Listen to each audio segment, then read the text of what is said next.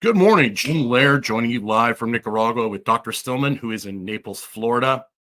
And if you haven't, we're changed things up a little bit. So we're going to be doing a live every Monday at 10 a.m. Eastern. And we're going to do a deep dive every Thursday where basically you can get on the email list to join us for the deep dive. We're going to cover different topics. Last week it was iodine. I can't remember what next week's topic is, but maybe we'll look that up before we're done. But basically, we're going to go into a deep dive. We're going to answer your questions. And the only way to get access to that is by joining our email list. And we don't have any sponsors. We aren't selling you any products. We've released a membership so you can help support us, so we can continue to provide live content. We can continue to do these live sessions and these live Q&As. And then you can access the recordings. Not only can you come to the Thursday webinar, you can access all the recordings in our membership. It's $29.99 a month. It's a subscription. You can cancel at any time. You get access to our accountability app, which helps you with daily accountability. You get access to all our Thursday recordings. You have the opportunity to get one-on-one coaching with me, an additional fee. You get an opportunity to get an HTMA test done with Amy with coaching, an additional fee. You have the option to upgrade to our VIP membership. So check it out. We'd love to have your support. We want to continue to do more of these lives. How are you doing this morning, Dr. Stillman? I'm great. Good morning, everyone, especially to Melissa. Good morning, Melissa. Melissa's posting that over on YouTube. It's great to be here. I'm excited to see what Jim's got in store for us. Yeah, and to access those memberships, you just go over to stillmanwellness.com. It's right there on the front page. If you want to put your email in to get in on the Thursday webinars, just go down to the very bottom of the page and put your email in there, and you'll get an email Wednesday night. But Dr. Stillman, I think it's almost 2 years ago. I moved in with you. We lived together for a little while, and I asked you kind of about one, I kind of helped you with your eating habits. And then two, I asked you about working out. And you always, what did you tell me? You told me that you always ended up having a sore back or getting hurt, or That's what right. was your experience of working out before you met me? Well, you can't just drop something like, I helped you with your eating habits like that, and then just run away from it. Makes it sound like I have some kind of eating disorder. No, well, you just didn't eat enough. You're eating like a little bird, and I know. So in context, he's very passionate about what he does. I am, and he works for hours and hours and hours, and he forgets sometimes to eat. And so I started reminding him to eat, and he looked at how much I was eating. And then now he has a wonderful wife to help remind him that he needs to go outside and he needs to eat. So that he doesn't get caught up. He gets in this tunnel vision where you don't see him for like 6 or 7 hours. He's in his office. So now he has a wonderful wife that has access to his calendar and can schedule all those things for him. That's right. Yeah. No. So when we split that house in Largo, you offered to train me, and I expressed an interest in gaining muscle mass, which was a long-standing interest, but one that I'd never really followed through on. I'd done the show up at the gym, New Year's resolution, I'm going to do this, that, and the other thing. I think I downloaded ebooks and bought courses and all this stuff people do. And I didn't hold myself accountable. I didn't get one of the things that I've learned most is that for you to have success, you have to not only have not just a system, but the system has to be shared with you, taught to you in a way that makes sense. And it has to be shared with you in bite-sized quantities. I remember buying this book called Starting Strength, and it's a pretty long book with a lot of detail. And it didn't give me, from what I recall, a clear picture of what I was doing. Don't attack Mark Ripito. He'll show up at your house. Oh, wow. You sound like you know the guy. I do know Mark very well. No shade or disrespect to Mark, but people do this thing where they buy stuff and they try and get stuff and then they don't get things done. We run into this with patients. A lot of people don't succeed in their health and wellness goals until they've engaged with us and they put it on the calendar and they set time aside and they jumped into a program or membership or whatever. But yeah, I would get on an exercise kick and I would do some push-ups or some sit-ups or some whatever, and I would then not get results, and I would have muscle pain, and I would think, well, I've been sore for 5 days since I lifted. What am I doing wrong? How am I supposed to do this? And I didn't know what to do. I didn't know how to do it. So I basically would just give up over and over again, which is, again, totally normal, totally typical human behavior until you meet someone who actually knows how to guide you through the process, which of course is now, what we do in various different aspects of health and wellness. So that's where I was, Jim. So would you say your number one complaint was like your low back would hurt? You'd have pain and stiffness in certain areas post-workout? So, I noticed in medical school that I had low back pain on the hospital wards, particularly when I wore a pair of shoes that had about a 1/4-inch heel, which is a pretty typical heel for a man. It's not like I was running around in platforms. Yeah, still. But I noticed my low back would hurt more in those than in flat-soled like loafers or driving moccasins. So I swapped those out, started wearing flat-soled shoes, and then didn't really think that much of it. Did a lot of yoga, a lot of kung fu and martial arts when I was younger. Big focus on flexibility. And not really, there was not a unifying framework or structure behind the physical training that I was doing. And that's where I was when I met you. Do you remember, I think we were in Naples, actually.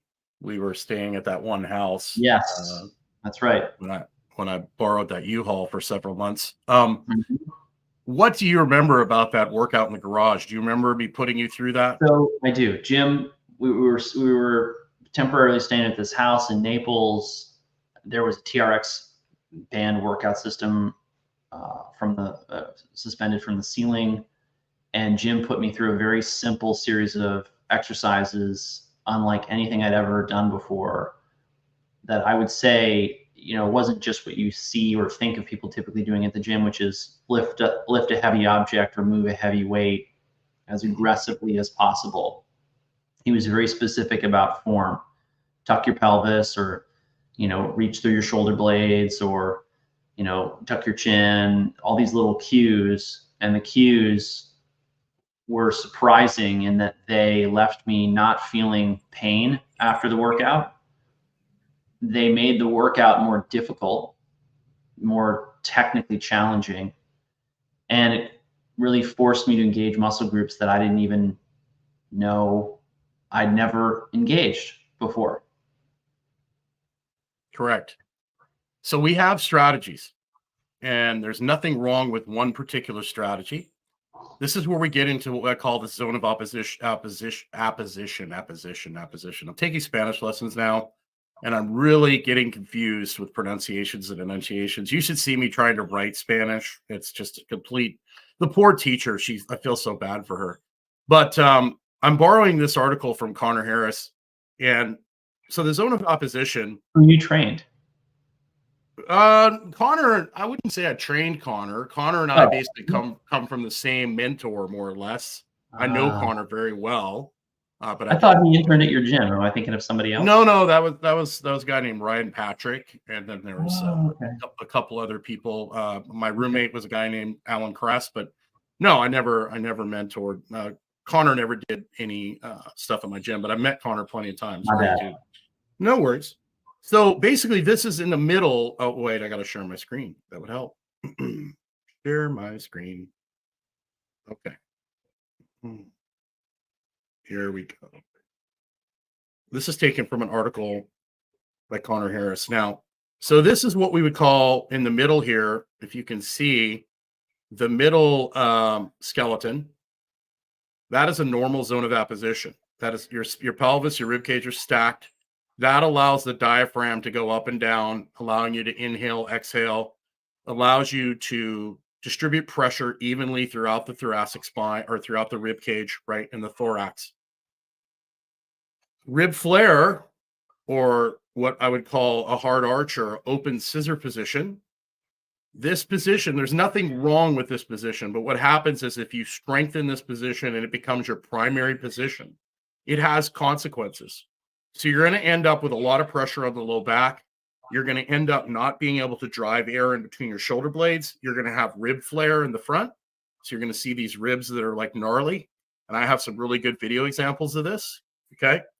What happens is people will go to the gym and they strengthen the rib flare position. And this is a really powerful, strong position. It buys you instant stability. It's very extended. When you say somebody's chasing you with a machete, you're going to throw your head back, you're going to arch your back, you're going to run as fast as you can. The problem is if you constantly reinforce that strategy and you strengthen that strategy and you lose other options, you're going to end up in trouble in the long run. Okay.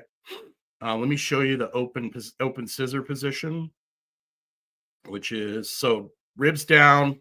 We need to be able to get into this ribs down position for normal, efficient breathing. Okay.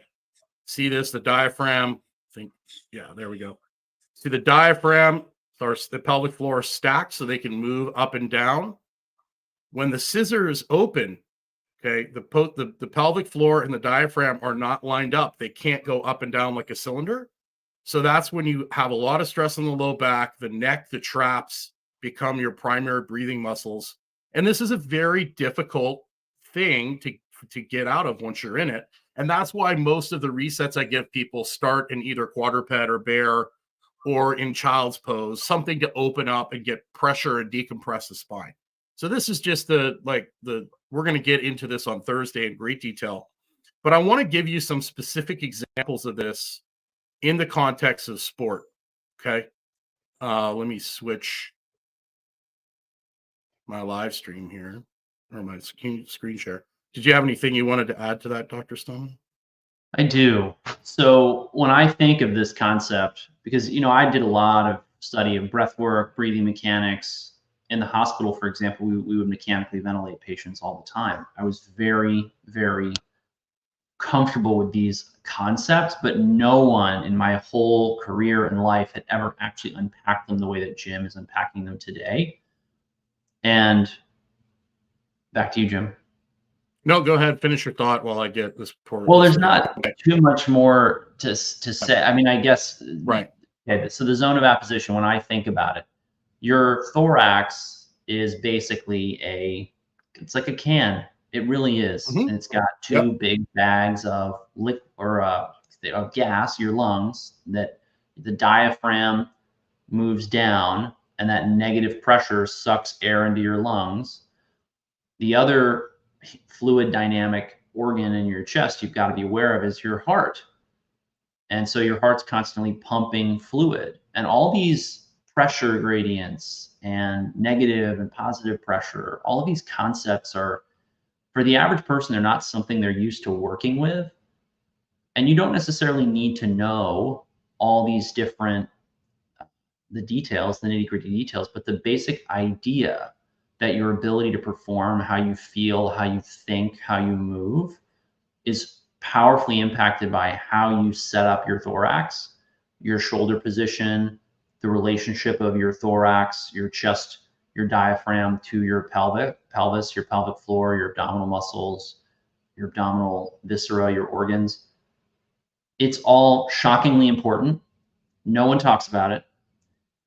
Many people understand it at an academic level. Any idiot can open Gray's Anatomy and start poring over the pages and understanding where things are. But it is really shocking how powerful the concepts Jim is sharing today are when it comes into, and I've seen this firsthand, which is why Jim works in the medical practice, recovering from chronic illness and disease and optimizing sports performance, no matter what it is.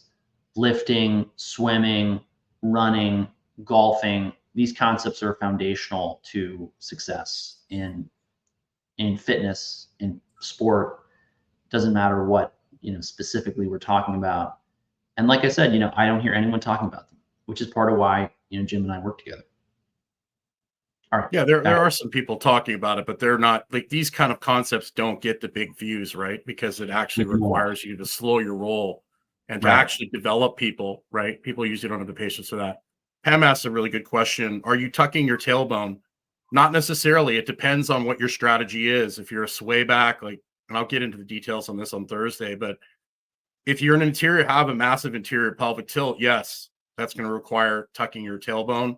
a lot of this requires getting air into the right places so that you can set your stack.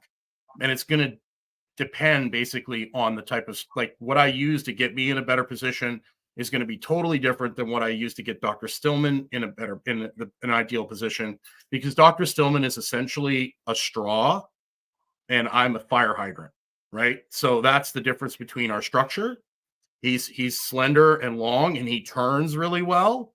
And I'm more of like a fire hydrant that's not a perfect circle, right? If you try to have me roll down a hill, it's gonna be like boom, boom, boom. Where Dr. Stillman's just he's gonna spin down the hill like super fast. So it's gonna depend on your structure. But yes, we want to have that zone of apposition for most things. And we're gonna get into this young lady here, this great Olympic lifter. I can't remember if she's setting. I think she's trying to go to the Olympics or World Championships here. This is a snatch. I can coach the Olympic lifts, but I don't use them for general population because it takes years and years and years of preparation. But I want you to look at her canister. So I don't coach that head back position with normal everyday folks. In order to get in the proper position on the clean and the snatch, you've got to put your head back like that. You just have to. That's part of the sport. But ideally, I'm going to coach the chin down just a little bit for a normal person, but I'm not going to be having a normal person do a snatch with a barbell. It's going to probably be with a kettlebell or a dumbbell or something like that. Usually one arm. Those are a lot easier. Look at how she's stacked. Her pelvis and her rib cage are in a perfect line, more or less. She's got a little bit of an arch, but that's really good. She's coming up. Okay. She's about to go into her full hip extension. She's basically going to jump basically in the air, essentially. Look at that. She fully extends her hips. But look, she's still in the stack. Everything's lined up perfectly, okay? So said another way, her spine is not arching back like that, and it's not extending forward like that. She doesn't have massive rib flare. So look at that. Yeah. She's in the stack. She has full access to her hips. One of the reasons the Olympic lifters wear Olympic shoes is to help keep their pelvis in a good position. So they do have access to their full hip. One of the consequences of being very extended and having a big rib flare is because of the open scissor position, you're tipped forward. So you don't have full access to the range of motion of your hip. So you run out of hip. And that's where most people, when they're squatting and they don't stack, then the knee has to make up for the hip's inability to externally rotate. So the knee or the foot is going to end up taking, you're going to try and rotate somewhere else as opposed to in your hip sockets, right? So if one area, if the hip can't do its job, the knee's going to take up the slack. And so something down the chain ends up basically having to take up the slack, and it doesn't end well. So she's down here, and then she sinks it, and then she creates a massive amount of force to come up. But look at that. The whole time she's stacked. That is a very efficient movement pattern. It allows her, she's getting over her head through her shoulder blades and her scapula, not by arching, okay? I'm going to show you one more good example, and then I'm going to show you an absolute horrific example that made me almost throw up in my mouth. Somebody, especially since this poor girl's only 11. So somebody sent me that to get my opinion on it. And so let's show you a clean and jerk. So this young lady, she's also going for like Olympic trials. I believe she's older. Let me share my screen.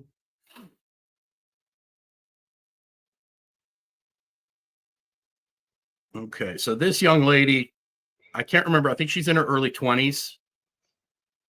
So she starts out head back. That's good technique for Olympic lifting. She's stacked more or less. She's coming up. Okay. She maintains the zone of apposition.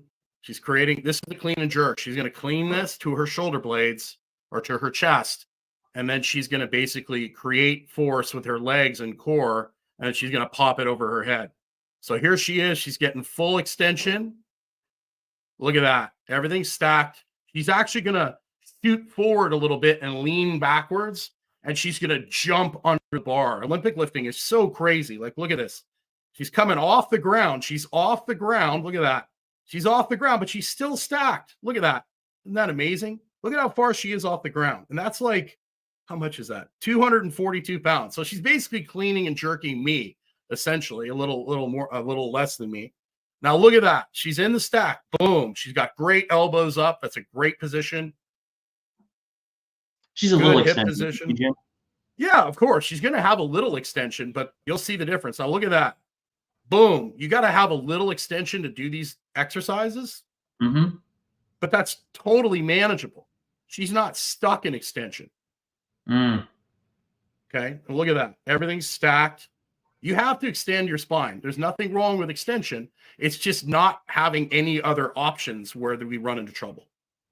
Okay. And just now, to be really clear, you know, we see people all day in the medical practice and the coaching practice, both. Yes. Who don't, they're going to hear these concepts and they're going to think, well, I don't have that problem. And you're wrong. You just don't recognize where your thorax, your pelvis, you call it your axial skeleton, how it's set up and what strategies you're stuck in. And when we help you see it in the mirror, it can be very powerful. I mean, I think helping people feel it is what they need. They need to feel it. Now, look at the difference in this setup.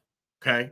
This is an 11-year-old girl, and I don't want to take anything away from her, but she's achieving this in an emergency strategy. She is using a massive compensatory strategy. And in my opinion, this is not going to end well for her long term. I think she's a gymnast. Look at how much bigger her arch is. Do you see the difference in the arch between the first two? Her head is even further back. And you see that arch and you see her rib cage. It's already flared and she's in the bottom position. Okay. Look at the difference. Her knees are caving in. That's why she has knee tape in. She's in a lot of pain, obviously, but her knees are collapsing, which when you're going for a world record, that's okay. I mean, this is, 80, 90, this is 100 pounds at 11. You're going for a world record. I'm going to allow some knee cave, but obviously she's having problems on a regular basis. But look at how much of a pooch belly she has. Did you notice a pooch belly with any of the two other female world champions? They didn't have any pooch belly at all. That's her pushing pressure forward and jamming into her spine. So watch, she settles up. Now see the difference? Look at that. Do you see that rib flare? Yeah. Look at that rib flare. It's massive. Look at that. Totally look at that. Look at how much rib flare and arch there is there.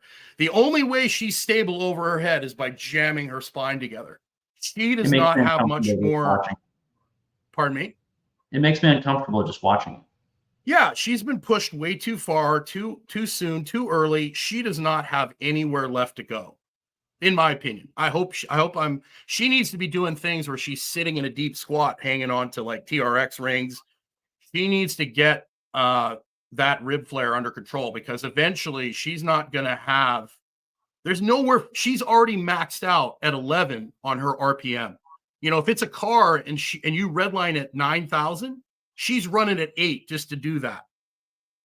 And she doesn't have anywhere to go. Those other girls had a great zone of app. They haven't even gone into their emergency strategy yet. So they still have room to improve. But her low back and her, like, how much pain she's in is going to be the end of her, because this is great if you have to do something for your survival. But if that's the way you stabilize your squats and all your movements, is by arching really hard, it's going to end well for you in the long run. So on Thursday, I'm going to show examples of how you can set up your exercises so that you're not, and it's okay if you're a bodybuilder or a power lifter and you want to extend your spine. I'm going to show you ways to do the opposite so you don't end up with that being your only strategy. But you've seen it when we go to the gym. You've seen people that are walking around and they're literally stuck. Their shoulder blades are stuck together. They're arched. They're doing they're doing tricep extensions with an arch. They're doing curls with an arch. They're doing pull downs with an arch. I'm going to show you different exercises so that you can actually maintain your ability to move through your thorax, stack your pelvis and your rib cage.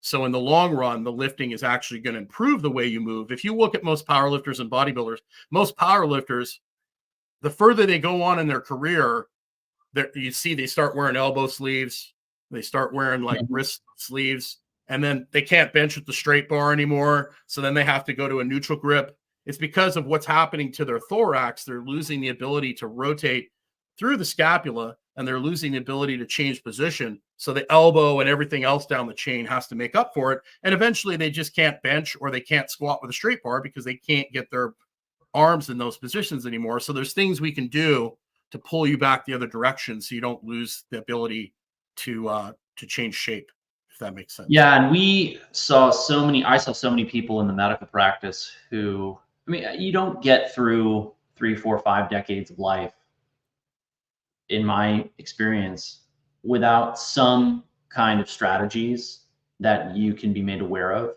and then pulled out of to your benefit. I've seen people come in who had all kinds of joint, back, mobility issues. And when you understand these concepts and you learn how to put them into practice, as we teach people to in the coaching programs that we have at Stillman Wellness or medical practice, then people start to move better. When I started training with you, I didn't really realize how I was kind of stiff.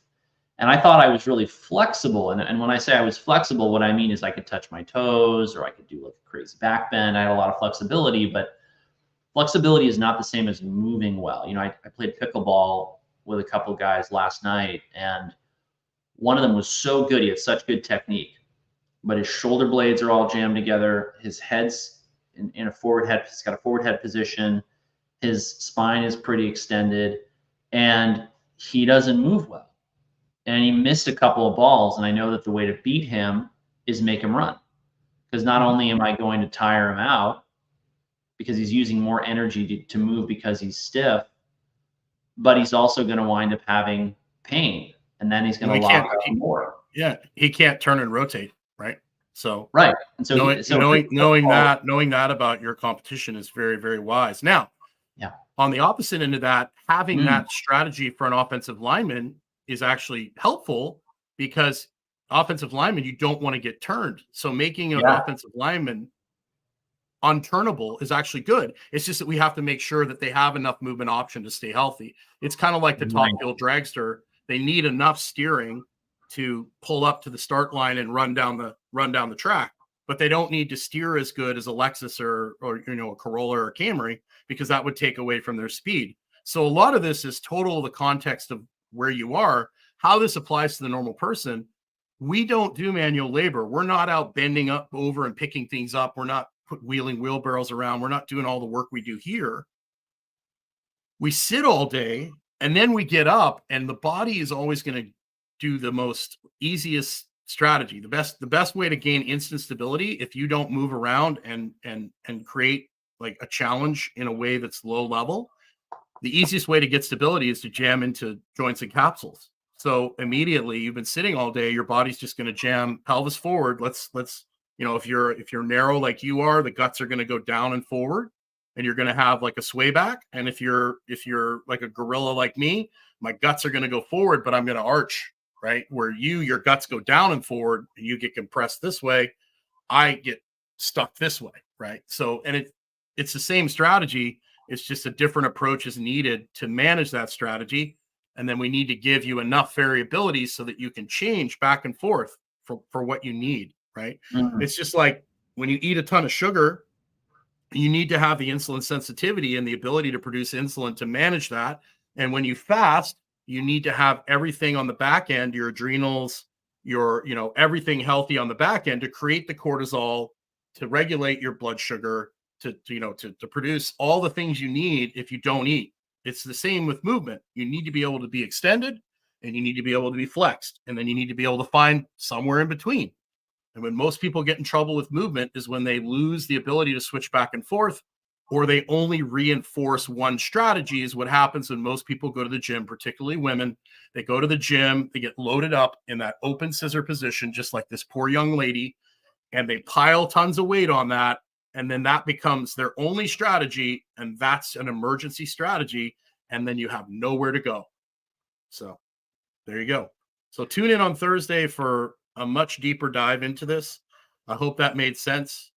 And all these, all this information will be available in the recordings and the membership, which is, $29.99 a month. It's going to allow us to continue to put out more great content for you. And plus it allows you some other benefits as well. We'd appreciate your support and us help getting this information out and trying to simplify the massive amount of information there is out there. Right. Because we see people just drowning in information, and then Oh, they have not only they get paralysis by analysis, they wind up feeling like they've heard conflicting things and they're not sure what applies to them. So we just want to help people understand this so that they can actually be healthy and happy. yeah. And our job as people that work with people in person is to make this stuff as practical and useful for you as possible, and to give you step-by-step like guidance. And it's going to be different for every person.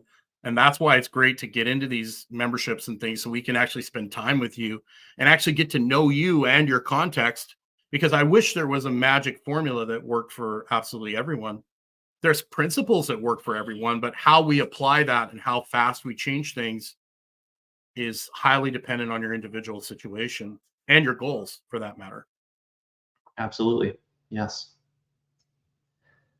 Melissa, definitely tune in on Thursday if you're not on our email list, because a lot of the information I'm going to give you is going to help decompress that spine and to get relief and decompress that area. And we'll give you some ideas on how to improve outcomes on that. So anything else you wanted to add to that, doctor? No, it's critical for people to understand that how they arrange their axial skeleton and the strategies that they're in will determine much of their success or failure in their training goals, as well as set them up long-term for the kind of orthopedic issues that we see people struggling with for years. And that's one thing that I think people really underappreciate. They think that because they can go out and crush a 5-mile run or a 45-minute workout, that there's no problem. But a lot of people's problems, eye diseases are another, and neurological diseases are another great example of this. Many of these diseases, and I should say heart and many other vital organs, they get started decades before they manifest. And it's not that you need to be afraid of them and you shouldn't just be running to the doctor to get checked up and randomly doing labs or taking supplements. You just need to work with somebody who can help you understand what are the consequences long-term of the choices you're making now. And are we sure you're making choices or you're not making choices that you're going to regret later? Because we've got so many people who, if only they'd known that their strategy on a very specific machine or doing a very specific lift that they did for years, or the sheer quantity of running that they do, was going to create problems they were going to regret. Well, the biggest thing we see with people that are into exercise a lot is that they're stuck in one of these open scissor strategies or sway back. When you can't get out of that strategy, and you don't shut that strategy off, it's generally going to lead to digestive issues. It's going to lead to, hormonal imbalances, because when you can't exhale and you can't relax, you can't flex the spine and decompress. That it's going to lead to higher respiratory rate. It's going to lead to, being revved up more of the time. And you can do all the breath work you want. If you can't get in a zone of apposition, you're going to be breathing in an emergency way, right? A lot of people that I work with, until they get over a stability ball or hang from a door, they do the breath work and it just flares them up even more, because all they're doing is basically increasing the arch, right? And so we have to basically bring back movement options and then teaching them like to slow their breathing down. And it's, it's kind of a step-by-step thing, and it depends on each person. But, if you find yourself with your neck's tight all the time, you've got anxiety, a lot of that has to do probably with the strategy you're using. And, women will go to the doctor, or men too, and they'll get Botox in their scalenes and, all over their neck and in their jaw, because, it's so tight all the time. But that's just a symptom of you not being able to breathe properly. And a big part of that is probably the strategy you're using to just exist every day and the strategy you're using to lift weights or do whatever else you're doing. Absolutely. I agree. On that note, take care, everyone. I look forward to seeing you on the calls. If you're not on the email list already, go over to stillmanwellness.com. Just go right to the bottom of the page. And there's an email sign up there, and then you can also join our memberships there as well. All right, everyone. Take care. Have a great day. Don't forget to get outside. Thank you.